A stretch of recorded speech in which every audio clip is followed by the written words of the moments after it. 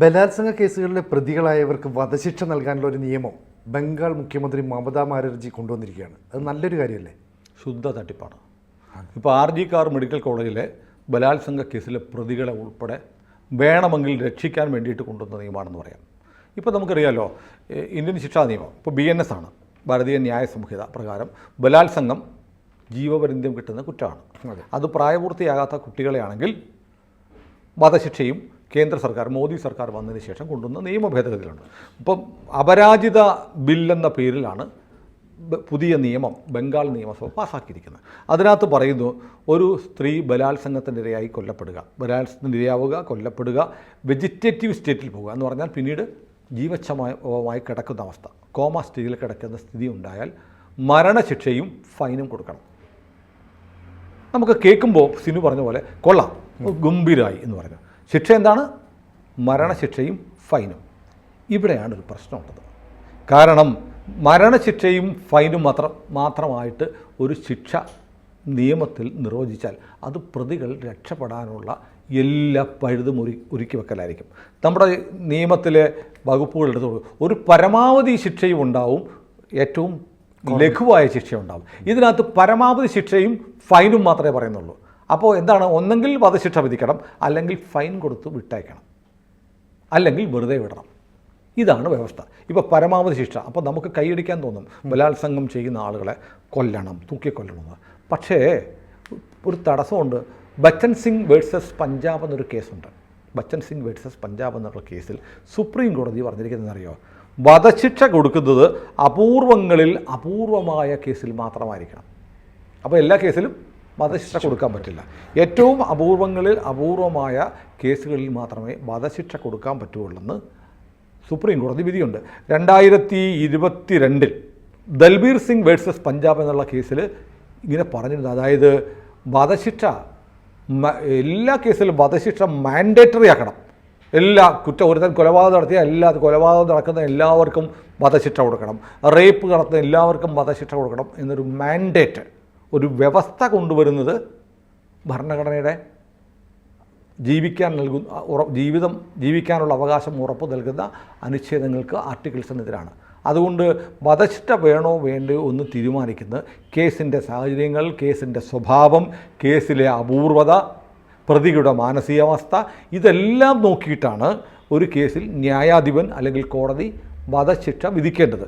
അതും rarest of the rarest കേസുകളിൽ, അത്യപൂർവമായ കേസുകളിലെ കൊടുക്കാവുന്നുള്ള സുപ്രീം കോടതിയുടെ 3 വിധികൾ നിലനിൽക്കുന്നുണ്ട്. അപ്പോൾ എങ്ങനെ വധശിക്ഷ എല്ലാ ബലാത്സംഗ കേസിലെ എല്ലാ പ്രതികൾക്കും വധശിക്ഷ കൊടുക്കണം എന്നൊരു നിയമം എങ്ങനെ നിലനിൽക്കും? ഒന്നാമത്തെ ഗ്രൗണ്ട്. കാരണം സുപ്രീം കോടതി തന്നെ അത് റദ്ദാക്കാനുള്ള സാധ്യതയുണ്ട്. ഒരു തരത്തിൽ റദ്ദാക്കാൻ. ഇനി മറ്റൊരു തരമുണ്ട്. ആർട്ടിക്കിൾ 254 254 വകുപ്പ് കേന്ദ്രത്തിനും സംസ്ഥാനത്തിനും ചില വിഷയങ്ങൾ നിയമം പാസ്സാക്കി. Central list, state list, concurrent list, 3 തരത്തിലുള്ള ലിസ്റ്റുകളുണ്ട്. സെൻട്രൽ ലിസ്റ്റിലുള്ളത് കേന്ദ്രത്തിന് മാത്രം നിയമം പാസ്സാക്കാൻ പറ്റുന്നത്.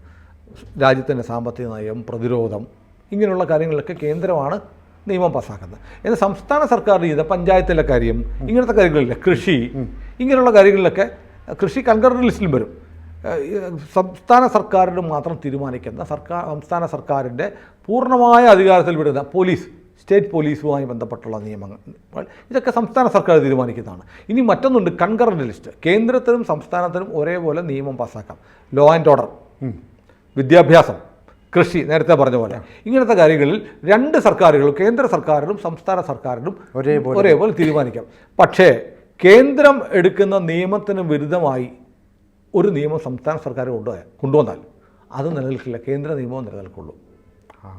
അപ്പോൾ ഒരാളെ പോക്കറ്റ് അടിച്ച ഒരാൾക്ക് ഇന്ത്യൻ ശിക്ഷാ നിയമം അല്ലെങ്കിൽ ഭാരതീയ ന്യായ സംഹിത പ്രകാരം, ഞാൻ വെറുതെ സ്പെക്കുലേറ്റീവായിട്ട് പറയുകയാണ്, ഒരു ശിക്ഷ വിധിക്കുന്നു. പക്ഷേ കേരളം പറയുകയാണ് പോക്കറ്റടി ഇനി മുതൽ കേരളത്തിൽ കുറ്റകരമല്ല. കാരണം കേരളത്തിന് ഒരുപാട് സാമ്പത്തിക പ്രതിസന്ധി ഉണ്ടല്ലോ. അതുകൊണ്ട് പോക്കറ്റടി ഇനി കുറ്റകരമല്ല, അത് കേരള അസംബ്ലി പാസ്സാക്കി. ഏത് നിലനിൽക്കും? കേന്ദ്രത്തിൻ്റെ നിയമം നിൽക്കുള്ളൂ, അല്ലേ? പാർലമെൻറ്റ് കൊണ്ടുവന്ന ഒരു നിയമത്തെ ഓവർ റൂൾ ചെയ്യാൻ സ്റ്റേറ്റ് അസംബ്ലികൾക്ക് കഴിയില്ല. അപ്പോൾ ആർട്ടിക്കിൾ 254 പ്രകാരം, ഈ വ്യവസ്ഥ പ്രകാരം ഈ നിയമം നിലനിൽക്കുക. കാരണം കേന്ദ്ര നിയമപ്രകാരം ബലാത്സംഗത്തിലെ എല്ലാ കേസുകൾക്കും വധശിക്ഷയില്ല. അപ്പോൾ സംസ്ഥാന സർക്കാരിൻ്റെ നിയമം നിലനിൽക്കുമോ? ബംഗാളിൽ മാത്രം റേപ്പ് ചെയ്താൽ വധശിക്ഷ, ബാക്കിയുള്ളിടത്ത് വധശിക്ഷ ഇല്ല എന്ന് പറഞ്ഞാൽ അത് പ്രൈമ ഫേസി അത് നിൽക്കില്ല. അതൊന്ന്. രണ്ടാമത്തെ കാര്യം, ഇനി അതും വിട്. ഇപ്പോൾ ഒരാളെ എക്സ് എന്ന് പറഞ്ഞ ഒരാളെ ബലാത്സംഗ കേസിൽ കൊണ്ടുവന്ന് കേസിൽ വിചാരണ നടക്കുകയാണ്. അയാൾക്ക് കിട്ടാവുന്ന ശിക്ഷ എന്താണ്? വധശിക്ഷയും ഫൈനുമാണ്. എന്നാൽ ഈ പറഞ്ഞ പോലെ അയാൾ എന്ത് ചെയ്തു? ഈ പെൺകുട്ടിയെ റേപ്പാണ് ചാർജ് ചെയ്തിരിക്കുന്നത്. ബലാത്സംഗം തെളിയിക്കപ്പെട്ടില്ല. കോടതി പറയുകയാണ് ഇത് വധശിക്ഷ കൊടുക്കാൻ മാത്രമുള്ള വകുപ്പൊന്നും ഇല്ല എന്ന് പറഞ്ഞാൽ അയാൾ ആ സെക്കൻഡിൽ ഇറങ്ങിപ്പോവും അല്ലേ? വധശിക്ഷ കൊടുക്കാൻ പറ്റുന്നില്ല എന്ന് കണ്ടെത്തിയാൽ ആൾ നിരുപാധികം വിട്ടേക്കപ്പെടും. അതേസമയം വധശിക്ഷയ്ക്ക് പുറമെ ജീവപര്യന്തം അല്ലെങ്കിൽ 5 വർഷം തടവ് ഇത്തരം വ്യവസ്ഥകൾ കൂടി കൊടുക്കാനുള്ള വകുപ്പ് നിയമത്തിലുണ്ടായിരുന്നെങ്കിലോ ഏറ്റവും വലിയ ശിക്ഷ കൊടുക്കാൻ പറ്റിയില്ലെങ്കിൽ അത് ചിലപ്പോൾ 2 വർഷം 3 വർഷം 5 വർഷം വരെയുള്ള തടവ് ശിക്ഷ കൊടുക്കാൻ പറ്റുമായിരുന്നു. ഇതിനകത്ത് ആകെയുള്ള പ്രൊവിഷൻ ഒന്നെങ്കിൽ വധശിക്ഷ അല്ലെങ്കിൽ ഫൈൻ അടയ്ക്കുക. അപ്പോൾ ഒരാളെ ബലാത്സംഗം ചെയ്തു കഴിഞ്ഞാൽ വധശിക്ഷ കിട്ടാൻ സാധ്യതയില്ല. പിന്നെന്താണ്? ഒരു 10,000 രൂപ അല്ലെങ്കിൽ 1,00,000 രൂപ ഫൈൻ അടച്ചിട്ട് കൂളായിട്ട് ഇറങ്ങിപ്പോവാം. സിമ്പിളായിട്ട്. ഇത് മുൻകാല പ്രാബല്യം കൂടെ കൊടുക്കുകയാണെങ്കിൽ ഇപ്പോൾ സന്ദീപ് ഘോഷ് ഉൾപ്പെടെയുള്ള ആളുകളെ ഈ RG കാർ ആശുപത്രിയിലെ കേസിൽ അറസ്റ്റ് ചെയ്തിട്ടുണ്ട്. സഞ്ജയ് റായ് എന്ന് പറയുന്ന ഒരുത്തരാണ് പ്രതി. അയാൾ മാത്രമാണോ കൂടെ ആളുകളുണ്ടോ എന്നൊക്കെയുള്ള CBIയുടെ ചാർജ് ഷീറ്റ് വരുമ്പോഴേ അറിയത്തുള്ളൂ. അപ്പോൾ ഈ ആളുകൾക്കൊക്കെ ഈ കേസിൽ നിന്ന് കൂളായിട്ട് ഇറങ്ങാം. കാരണം റേപ്പ് തെളിയിക്കപ്പെടണം. റേപ്പ് എന്ന് പറയുന്നത് ഒരുപാട്, ഞാൻ അതിനെ ഗ്ലോറിഫൈ ചെയ്ത് പറയല്ല, നമ്മുടെ നാട്ടിൽ നിത്യേന ഒരുപാട് ബലാത്സംഗങ്ങൾ നടക്കുന്നുണ്ട്. അതിനകത്ത് വലിയ അപൂർവതയൊന്നും പറയാൻ പറ്റത്തില്ല. റേപ്പ് എന്ന് പറഞ്ഞാൽ സാധാരണ പ്രക്രിയ പോലെ നടക്കുന്ന ഒരു ക്രൈമാണ്. അതിന് ഒരു ഭരണകൂടം വിചാരിച്ചാലും ബലാത്സംഗം തടയാനൊന്നും പറ്റത്തില്ല. അത് സർക്കാരിന് സ്റ്റേ ഓർഡർ ചെയ്യാം. ആരെയും ബലാത്സംഗം ചെയ്യുന്നു സ്റ്റേ ഓർഡർ ഇറക്കിയാൽ നിർത്താൻ പറ്റുമോ? ഇല്ല. അതൊക്കെ ആളുകളുടെ മാനസികാവസ്ഥ, മനോവൈകല്യം, ഇങ്ങനെ പല കാര്യങ്ങൾ കൊണ്ട് സംഭവിക്കുന്നതാണ്. ചിലരുടെ ക്രിമിനൽ വാസനയാണ് ഏറ്റവും കൂടുതലുള്ളത്. അതുകൊണ്ടൊക്കെ സംഭവിക്കുന്നതാണ് റേപ്പ്. അപ്പോൾ അതിനെ ഒരു ഗവൺമെൻറ്റിനും, അത് കോൺഗ്രസ് ആവട്ടെ, BJP ആവട്ടെ, CPM ആവട്ടെ, പൂർണ്ണമായും അവസാനിപ്പിക്കാൻ സർക്കാരിന് പറ്റില്ല. പിന്നെ പറ്റുന്നത് എന്താണ്? കുറ്റവാളിയെ കർശനമായി ശിക്ഷിക്കുക എന്നുള്ളതാണ്. പേടിച്ചിട്ടാണ്. അപ്പോൾ അങ്ങനെ കുറ്റവാളികളെ ശിക്ഷിക്കാൻ വേണ്ടി ഒരു നിയമം ഉണ്ടാക്കുന്നു. ബലാത്സംഗം ചെയ്താൽ വധശിക്ഷ കിട്ടും എന്നൊരു പേടി. ഒന്ന്, വധശിക്ഷയും പിഴയും വലിയ തുക 10 ലക്ഷം രൂപ. 10 ലക്ഷം രൂപയാണോ പിഴയെന്ന് എനിക്കറിയില്ല. പിഴശിക്ഷ ഫൈൻ എന്ന് മാത്രമേ പറയുള്ളൂ. പിഴശിക്ഷയുമാണ് നിയമത്തിലുള്ളത്. പക്ഷേ വധശിക്ഷയ്ക്ക് പറ്റുന്ന കുറ്റം തെളിയിക്കപ്പെട്ടില്ലെങ്കിൽ പ്രതിക്ക് ഒന്നെങ്കിൽ പ്രതിയെ നിരുപാധികം വിട്ടയക്കേണ്ടി വരും, അല്ലെങ്കിൽ ഫൈൻ അടച്ചു വിടേണ്ടി വരും. അതായത് വധശിക്ഷ അല്ലാതെ വേറൊരു ശിക്ഷയും കൊടുക്കാൻ പറ്റില്ല. ഇവൻ ബലാത്സംഗം ചെയ്തു, ശരിയാണ്, അതിനുള്ളതൊക്കെ ഉണ്ട്. പക്ഷേ വധശിക്ഷ കൊടുക്കാൻ മാത്രമേ ഇല്ല. അതുകൊണ്ട് ഇവനെ എന്നാൽ 5 വർഷം ജീവപര്യന്തം തടവിനിട്ടേക്കാമെന്ന്, അല്ലെങ്കിൽ 5 വർഷമോ അല്ലെങ്കിൽ ജീവപര്യന്തമോ തടവിനിട്ടേക്കാമെന്ന് കോടതിക്ക് തീരുമാനിക്കാൻ പറ്റില്ല. കാരണം അത് നിയമത്തിലില്ല. അപ്പോൾ ഈ നിയമം ആരെ രക്ഷിക്കാൻ വേണ്ടിയിട്ടാണ്? ഇത്തരത്തിലുള്ള കുറച്ച് ആൾക്കാർ. ഇത്തരത്തിലുള്ള ശരിക്കും ബലാത്സംഗത്തിന് ബംഗാളിൽ ബ്ലാങ്ക് ചെക്ക് കൊടുക്കുകയാണ് ആര്? മമതാ ബാനർജിക്ക് ഇത് അറിയാൻ മേലായിട്ടാണ്. മമതയ്ക്ക് അറിയില്ലായിരിക്കാം. പക്ഷെ ബംഗാളിലുണ്ട് അഡ്വക്കേറ്റ് ജനറൽമാരുണ്ട് അല്ലേ? അതെ. അവിടെ ഒരുപാട് അഭിഭാഷകർ ഈ പാർട്ടിയിലുണ്ട്, നിയമജ്ഞരുണ്ട്. ബംഗാളിൽ നിന്ന് എത്രയോ ജഡ്ജിമാർ ഇപ്പോഴും സുപ്രീം കോടതിയിലും ഒക്കെയുണ്ട്, ഹൈക്കോടതിയിലുണ്ട്. റിട്ടയർ ചെയ്ത എത്രയോ സുപ്രീം കോടതി, ഹൈക്കോടതി ജഡ്ജിമാരുണ്ട്. ഇവരെയൊക്കെ വിളിച്ചിരുത്തി ചോദിച്ചാൽ ഇതിൻ്റെ വ്യവസ്ഥ ഉണ്ടാക്കാമല്ലോ. ഇത് ചോദിക്കാൻ അറിയാൻ വരായിട്ടല്ല. അപ്പോൾ ചോദിക്കാഞ്ഞിട്ടും നിയമോപദേശം കിട്ടാത്തതും കൊണ്ടൊന്നുമല്ല.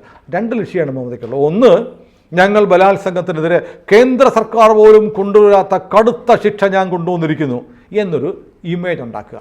2, ബംഗാളിലെ ബലാത്സംഗക്കാരാരാണ്? ഭൂരിപക്ഷവും മമതയുടെ പാർട്ടിയുടെ TMC-ക്കാരാണ്. അവരൊക്കെ ഇഷ്ടം പോലെ ബലാത്സംഗം ചെയ്യും. നേരത്തെ പറഞ്ഞല്ലോ, അവിടുത്തെ CPM-ൻ്റെ MP, ഈ കൊല്ലപ്പെട്ട പെൺകുട്ടിയുടെ അഭിഭാഷകൻ എന്ന് പറയുന്നത് രാജ്യസഭയിലെ CPM MP-യാണ്. അദ്ദേഹം പറഞ്ഞതെന്നറിയോ? മമത ബംഗാളിൽ ബലാത്സംഗത്തിന് റേറ്റ് കാർഡ് വെച്ചിരിക്കുക. ഒരാൾ ബലാത്സംഗം ചെയ്താൽ ഇത്ര രൂപ, 2 പേരാണ് ഇത്ര രൂപ. ഈ റേറ്ററിനെ ഫിക്സ് ചെയ്തിട്ട് വീട്ടിൽ കൊണ്ട് പൈസ കൊടുത്ത് സെറ്റിലാക്കാം. പിന്നെ കേസ് വേണ്ട. കാരണം എല്ലാ ബലാത്സംഗികളും ആരാണ്? മമതയുടെ സ്വന്തം പാർട്ടിക്കാരാണ്, TMC-ക്കാർ. അപ്പം അങ്ങനെയുള്ള ഒരു കാര്യം നടന്നുകൊണ്ടിരിക്കുമ്പോൾ ഇവരെ ആകെ രക്ഷിക്കാൻ വേണ്ടി കൊണ്ടുവന്നിരിക്കുന്ന ഒരു നിയമമാണ് ഇതെന്ന് ആർക്കും പ്രഥമ ദൃഷ്ടിയാ തോന്നത്തില്ല. കാരണം കൈയടിയാണല്ലോ പ്രധാനം. പക്ഷേ അത്യാവശ്യം നിയമമൊക്കെ അറിയാവുന്നവർ, കാരണം നമ്മളിപ്പോൾ സാധാരണക്കാരന് പോലും അറിയാം. അങ്ങനെ കോടതിയിലെ വധശിക്ഷയൊന്നും എല്ലാവർക്കും കിട്ടത്തില്ല. എത്രയോ ആളുകളെ കൊന്നിരിക്കുന്ന കൂട്ടക്കൊലപാതകങ്ങൾ നടത്തിയ ആലുവ കൂട്ടക്കൊല കേസിലെ പ്രതി ആൻ്റണിക്ക് വധശിക്ഷ കിട്ടിയിട്ടുണ്ടോ? ഇല്ല. ഗോവിന്ദച്ചാമിക്ക് വധശിക്ഷ കിട്ടിയോ? ഇല്ല. കേരളം കണ്ട ഏറ്റവും നിഷ്ഠൂരമായ കൊലപാതകമായിരുന്നല്ലോ ഗോവിന്ദച്ചാമിയുടെ കേസ്. വധശിക്ഷ കിട്ടിയില്ല. ജിഷ കേസിൽ വധശിക്ഷ കിട്ടിയോ? ഇല്ല. കാരണം കോടതി അത് ഏറ്റവും അപൂർവങ്ങളിൽ അപൂർവമെന്ന് കണ്ടെത്താൻ അത് ഒരു ജഡ്ജിൻ്റെ മാനസികതയില അദ്ദേഹത്തിൻ്റെ ജഡ്ജ്മെൻറ്റ് ജുഡീഷ്യസ് ആയിട്ടുള്ള അദ്ദേഹത്തിൻ്റെ ഒരു ബോധത്തിൻ്റെ വിലയിരുത്തലിൻ്റെ ഒക്കെ അടിസ്ഥാനത്തിലാണ് ന്യായാധിപൻ അല്ലെങ്കിൽ കോടതി തീരുമാനിക്കുന്നത്. അങ്ങനെ ചെയ്യാവൂ എന്ന് ബച്ചൻ സിംഗ് കേസ് ഉൾപ്പെടെയുള്ള കേസുകളിൽ സുപ്രീം കോടതിയുടെ വിധി നമ്മുടെ മുന്നിൽ നടപ്പാക്കിക്കൊണ്ടിരിക്കുമ്പോൾ അത് പാലിച്ചുകൊണ്ടിരിക്കുകയാണ്. ഇങ്ങനൊരു നിയമം ബംഗാൾ അസംബ്ലി പാസ്സാക്കി അപരാജിത നിയമത്തിൻ്റെ പേരിൽ ഞാൻ വലിയ മഹതിയാണ് എന്നൊക്കെ മമത അവകാശപ്പെടുന്നത് ആർക്കും മനസ്സിലാവുന്നില്ല എന്നാണ് മമത കരുതുന്നത്. ശരിക്കും മമത ഈ നിയമം കൊണ്ടുവന്നിരിക്കുന്ന ആളുകളെ പറ്റിക്കാനും അവരുടെ പാർട്ടിയിലെ റേപ്പിസ്റ്റുകളെ സഹായിക്കാനുമാണ്. ബലാത്സംഗം ചെയ്യുന്നവർക്ക് ബംഗാളിൽ ഇനി ഫൈൻ അടച്ച് രക്ഷപ്പെടാം. കുറച്ച് പൈസ ഉണ്ടാക്കി വെച്ചാൽ മതി, രക്ഷപ്പെടും. കാരണം എന്തായാലും ഒരുത്തരോട് 10 ലക്ഷം രൂപ ഫൈൻ അടയ്ക്കാമെന്നും കോടതി പറയുന്നത്, ചിലപ്പോൾ 1 ലക്ഷം രൂപ അല്ലെങ്കിൽ 10,000 രൂപ. അപ്പോൾ റേറ്റ് കാർഡ് ബംഗാളിൽ ബലാത്സംഗത്തിന് മമത കൊണ്ടുവന്നു CPMൻ്റെ രാജ്യസഭ MP പറഞ്ഞതിന് ഒരു ലീഗൽ ഫ്രെയിം ഉണ്ടാക്കി കൊടുത്ത് ബലാത്സംഗം ചെയ്താൽ ഫൈൻ അടച്ച് രക്ഷപ്പെടാം. അതാണ് മമത ഇപ്പോൾ കൊണ്ടുവന്നിരിക്കുന്ന നിയമം. ഇതിനെയാണ് ചില മാധ്യമങ്ങൾ കണ്ടില്ലേ ബംഗാളിൽ മമത എന്നൊക്കെ പറയുന്നത്. ആരെ പറ്റിക്കാനാണ്? കുറേ പാവപ്പെട്ട ആളുകളെ കബളിപ്പിക്കാം, ബംഗാളിലെ വോട്ടർമാരെ കബളിപ്പിക്കാം. കാരണം ഇത്രയും വലിയ പ്രക്ഷോഭമൊക്കെ ഉണ്ടായപ്പോഴത്തേക്ക് ഞാനതാ വധശിക്ഷ കൊടുക്കുന്ന നിയമം ഞാൻ കൊണ്ടുവന്നിരിക്കുന്നു എന്ന് മേനി നടിക്കാം, പാവങ്ങളെ പറ്റിക്കാം. മമത എക്കാലത്തും പാവപ്പെട്ടവരെ പറ്റിച്ചാണ് ജീവിച്ചു പോകുന്നത്. അവരുടെ ജീവസന്ധാരണത്തിനുള്ള ഒരു പുതിയ മാർഗമാണ് ഈ അപരാജിത നിയമം. കൂടുതൽ വാർത്തകളും വിശേഷങ്ങളും നിങ്ങളിലേക്ക് എത്താൻ ABC മലയാളം സബ്സ്ക്രൈബ് ചെയ്യുക, ബെൽബട്ടനും അമർത്തുക.